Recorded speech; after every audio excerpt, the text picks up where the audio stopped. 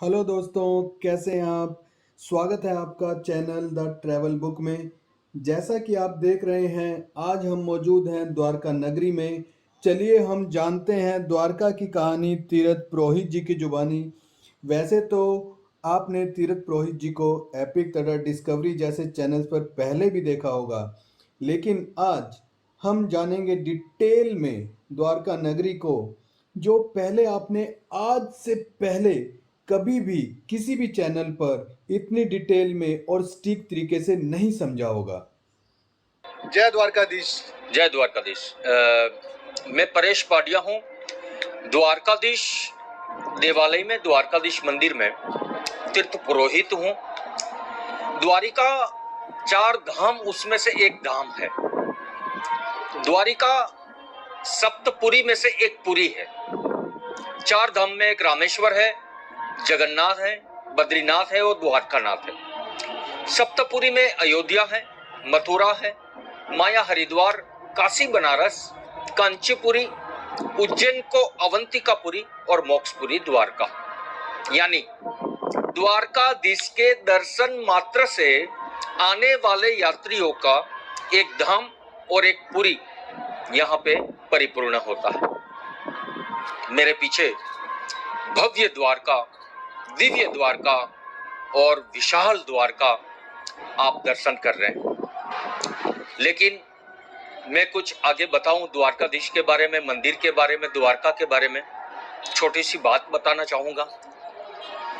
मेरे पीछे जो मंदिर है, देवालय है, ये शास्त्र के हिसाब से, भागवत के हिसाब से 5200 बरस पुरानी, लेकिन आर्कियोलॉजिकल डिपार्टमेंट के हिसाब से 3 से 3500 बरस पुरानी द्वारका मेरे पीछे आप दर्शन कर रहे हैं। लेकिन द्वारकाधीश की द्वारका की कल्पना करनी हो तो वो ये द्वारका नहीं है। भगवान श्री कृष्ण ने बनाई हुई राजधानी की कल्पना करनी हो तो वो ये द्वारका नहीं है। भगवान द्वारकाधीश पत्थरों की द्वारका में नहीं रहते थे। भगवान द्वारकाधीश की राजधानी इतनी छोटी सी नहीं थी। ये द्वारका जहां पे हम खड़े हैं वो 2 किलोमीटर से शुरू होती है और 2 किलोमीटर में पूरी भी हो जाती है। तो इतनी छोटी सी द्वारका द्वारकाधीश की राजधानी हो सकती है क्या? मुझे तो नहीं लगता कि नहीं हो सकती। ये भगवान श्री कृष्ण की चौथी पीढ़ी ने बनाया हुआ एक मंदिर है, एक प्रतीक है। श्री कृष्ण भगवान द्वारकाधीश को प्रतीक माना गया, देवालय है। यहाँ पे एक बात मैं कहूंगा कि द्वारकाधीश की द्वारका की कल्पना करनी हो तो आपको मध्य प्रदेश जितने क्षेत्रफल को आपकी कल्पना में लाना पड़ेगा। आप सोचिए तो सही कि भारत देश की राजधानी इतनी बड़ी दिल्ली है, विशाल दिल्ली है, तो द्वारकाधीश की राजधानी कितनी बड़ी होगी? आप अपने विचारों को लाइए वहां तक। लोग बहुत गलत गलत बोलते हैं, गलत गलत सोचते हैं, विचार करते हैं कि यहाँ भगवान रहते थे, राज करते थे, आराम करते थे, सोते थे रानियों के साथ, पटरानियों के साथ। यहाँ तो मुझे कोई 16,108 रानियों, पटरानियों के कमरे नहीं मिले। पत्थरों की द्वारका में कैसे रहते होंगे? सबसे बड़ी सृष्टि की सेना, नारायणी सेना, इस द्वारका में तैयार कैसे हो सकती? तो ये द्वारका बस एक देवालय, 4 धाम उसमें से एक धाम और 7 पुरी में से एक पुरी है। हाँ, मैं आपको क्लियर कर दूं कि द्वारकाधीश की द्वारका के अवशेष, यहाँ समुद्र है बिल्कुल नजदीक, 22 नॉटिकल माइल दूर जाकर के आर्कियोलॉजिकल डिपार्टमेंट ने उसके 70 मीटर गहराई में समुद्र से अवशेष निकाले हैं, उनका रिसर्च हुआ है। इस तरफ में कच्छ के धोलावीरा से द्वारका के अवशेष मिले हैं, इस तरफ से खंभात की खाड़ी से द्वारका के अवशेष मिले हैं, और उस तरफ जाएंगे तो सूरत के समुद्र से भी दीवार मिली है जो द्वारका की दीवार मानी जाती है। तो आप सोचिए कि कहां कहां से द्वारका के अवशेष मिल रहे हैं। तो अगर द्वारकाधीश की द्वारका की कल्पना करेंगे तो वो तो भव्य द्वारका, बहुत ही विशाल द्वारका की कल्पना आपको करना पड़ेगा, विचारों में लाना पड़ेगा। चलिए बात करते हैं इस द्वारका की जो आपके सामने है। ये 150 फीट ऊंचा मंदिर है, शिखर है। ऊपर में आप ध्वजा देख रहे हैं तो वो 52 गज की ध्वजा है। आज वो ध्वजा 5 दफा रोज बदली की जाती है। उस ध्वजा के प्रतीक में 27 नक्षत्र, 12 राशि, 9 ग्रह देवता और 4 दिशा अंदर में शामिल है। यानी ये 52 हो गया, यानी 52 गज की ध्वजा हो गई। फिर आते हैं नीचे। यहाँ चौथी मंजिल पे, यहाँ पे माँ शक्ति का विराजमान मंदिर है और बिल्कुल नीचे भगवान द्वारकाधीश विराजमान है। उसकी प्रतिमा है, विग्रह है, मूर्ति है वहां पर में। और हाँ, भगवान द्वारकाधीश यहाँ पर राजा है। देश का मतलब राजा। यहाँ वो श्री कृष्ण नहीं है जो गोकुल, वृंदावन, व्रज, मथुरा में थे, लीलाओं में थे वो। यहाँ द्वारकाधीश नीति, रणनीति और राजनीति वाले कृष्ण है, राजा है। यहीं से पूरी रणनीति हुई, यहीं से पूरी राजनीति हुई। अधर्म के खिलाफ युद्ध कैसे लड़ा जाए वो द्वारका से हुआ सब। तो यहाँ भगवान राजा है। हाँ, रोजाना आज भी द्वारकाधीश को, आज भी द्वारकाधीश को, दूसरी बार बोल रहा हूं, 11 दफा भोग, 4 दफा आरती, बीड़ा पान, केसर का शरबत, 2 दफा पासा खेलते हैं और रात को लोरी गा के भगवान को सुलाते हैं। ये दौरान 1 से 5 बजे तक ये द्वार मंदिर के बंद रहते हैं। 2 आरती सुबह होती है, 2 आरती शाम को होती है। 6:30 बजे मंगला आरती के साथ भगवान के द्वार खुलते हैं। 10:45 पे श्रृंगार आरती होती है। 12 बजे राजभोग लग जाता है। फिर 5 बजे मंदिर शाम को खुलता है। उसके बाद 7:40 पर शाम को संध्या आरती और 8:35 पे शयन आरती होती है। तो यहाँ पे 4 आरती रोजाना देते हैं। जिस तरह आपका परिवार है, मेरा परिवार है, इसी तरह भगवान द्वारकाधीश का पूरा एक परिवार है। यहाँ पर में देवालय है, इसलिए परिवार के साथ में है भगवान। भगवान द्वारकाधीश के सामने उनकी माता है देवकी। देवक राजा की लड़की है देवकी। देवकी बहुत धनी परिवार से थी। देवक राजा बहुत धनी परिवार से थे, फिर भी 12 साल जेल में रही। फिर भी 12 साल तक जेल की रोटी खाई। फिर भी एक के बाद एक बच्चों को पटकते मरते देखा है देवकी ने। और अष्टपुत्र का जन्म हुआ, जिसको हम श्री कृष्ण बोलते हैं। तो आप सोचिए, आपकी माता के दुख बहुत छोटे हैं, भगवान की माँ के दुख बहुत ज्यादा हैं। आपका जन्म जेल में नहीं है, हम लोगों का जन्म जेल में नहीं है, लेकिन भगवान श्री कृष्ण का जन्म, द्वारकाधीश का जन्म जेल में है। हम बहुत खुशी खुशी नए कपड़े पहन लेते हैं, मिठाइयाँ बांटते हैं और जन्माष्टमी का उत्सव मनाते हैं। लेकिन एक क्षण, एक मिनट याद करना चाहिए कि माता देवकी के दुख कितने थे उस समय। भगवान श्री कृष्ण का जन्म जेल में हुआ है, तो वो भी समय हमको याद करना चाहिए। हाँ, माता देवकी के दुख बड़े हैं, इस वजह से द्वारका में द्वारकाधीश के सामने उनकी माता देवकी है। भगवान रोज जगते हैं और सबसे पहले माँ का दर्शन करते हैं, तो यहाँ देवकी का दर्शन भी है।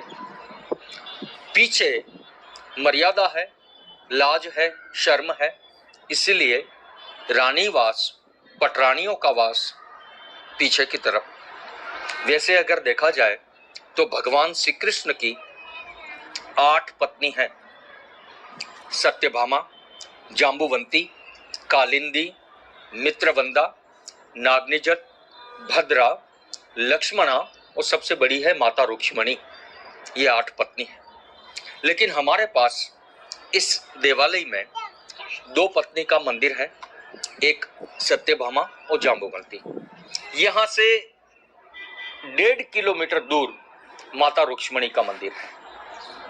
लेकिन जाम्बुवंत की कन्या है जाम्बुवंती, समंतक मणि आप मान लीजिए उनके साथ, और 28 दिन मल्ल युद्ध मान लीजिए जाम्बुवंत के साथ, भगवान श्री कृष्ण के साथ। उसके बाद जाम्बुवंती का पानी ग्रहण हुआ।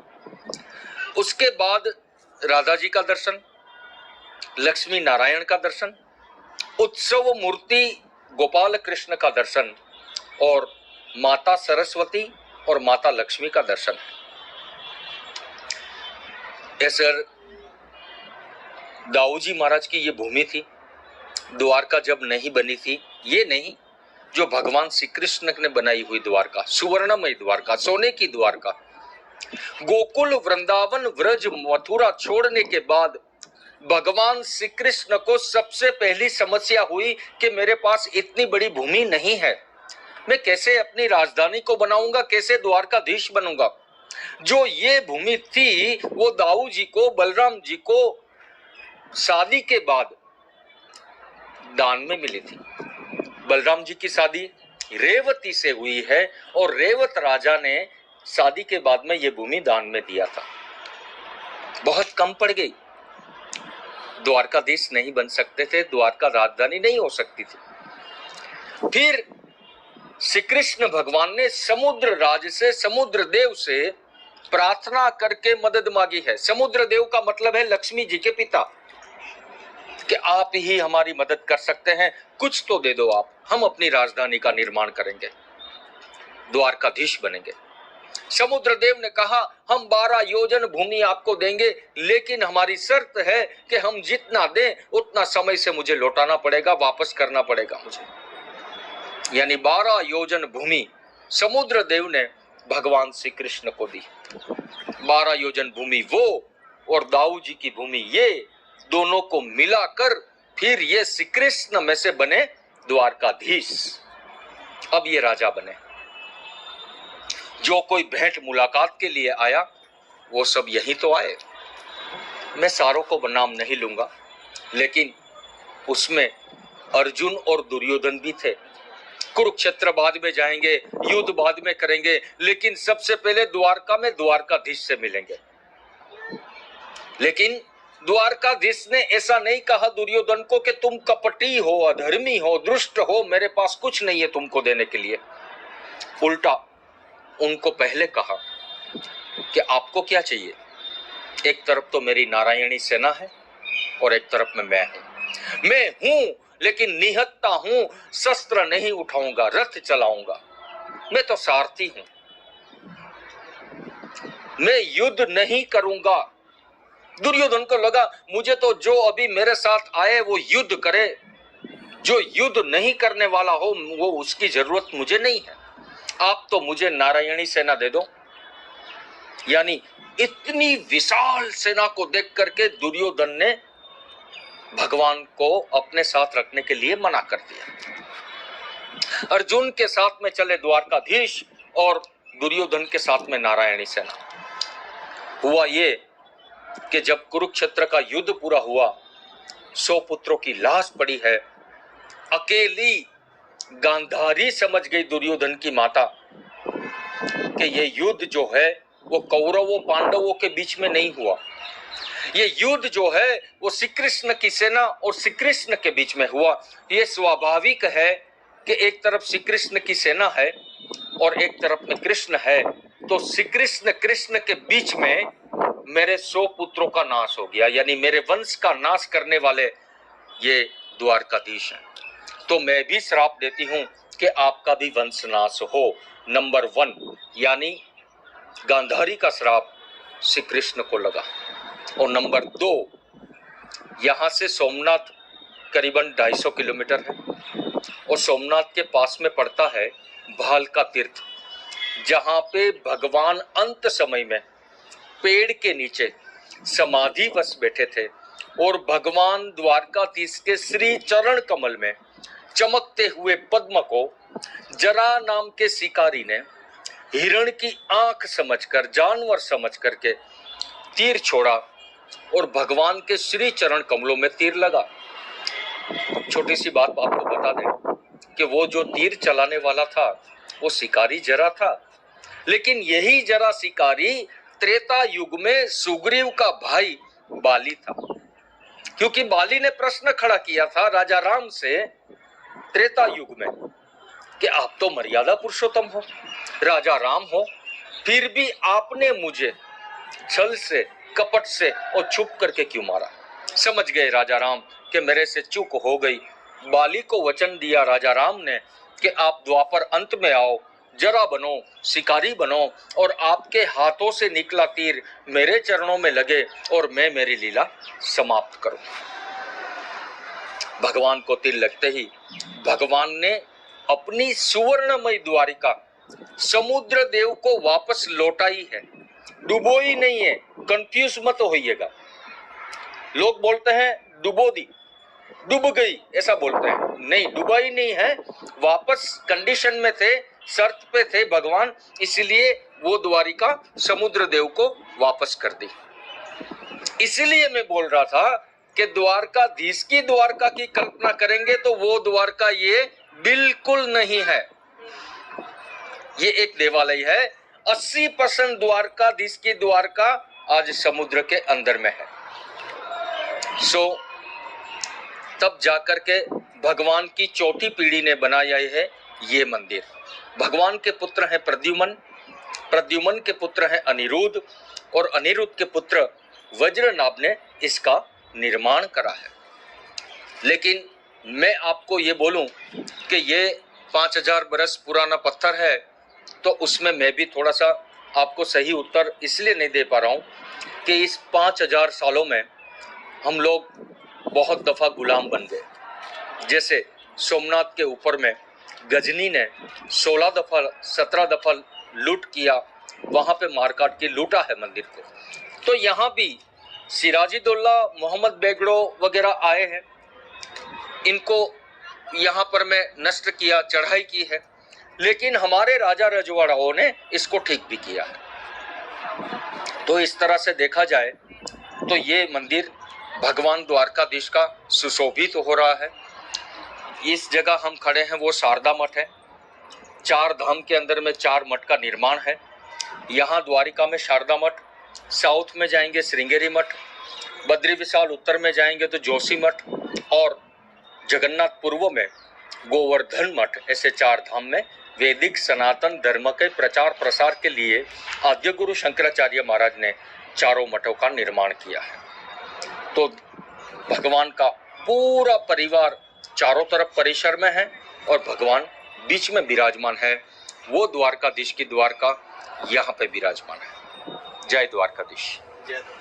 चलिए इसी सीरीज को आगे बढ़ाते हुए हम नेक्स्ट पार्ट में जानेंगे ये पूरी जानकारी जो आपकी स्क्रीन पर है।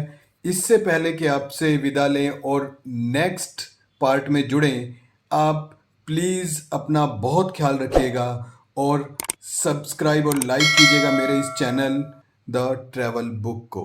जय द्वारकाधीश।